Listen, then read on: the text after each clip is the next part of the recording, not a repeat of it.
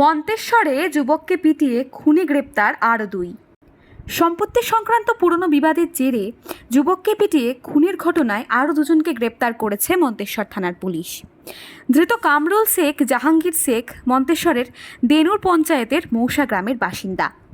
সম্পর্কে মৃত ভাই ও অন্য এক ভাইয়ের ছেলে মাস চারেক আগে মৌসা গ্রামে পারিবারিক একটি বিবাদকে কেন্দ্র করে ভাই ভাইপো সহ কয়েকজনের গণপিটুনিতে মৃত্যু হয়েছিল মৌসা গ্রামের বাসিন্দা হাসিবুল শেখের।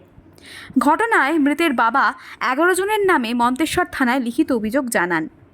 ঘটনার ইতিমধ্যে কয়েকজনকে গ্রেপ্তার করেছে মন্তেশ্বর থানার পুলিশ, বাকিরা পালিয়ে বেড়াচ্ছিল। পুলিশ জানান, গতকাল সন্ধ্যায় বাড়ি ফেরার উদ্দেশ্যে ধৃত দুইজন মন্তেশ্বরের কুসুমগ্রাম বাজার এলাকায় এলে মন্তেশ্বর থানার পুলিশ গোপন সূত্রে খবর পায়। সেখান থেকে তাদের গ্রেপ্তার করে মন্তেশ্বর থানার পুলিশ। ধৃতদের আজ কালনা আদালতে পাঠান মন্তেশ্বর থানার পুলিশ।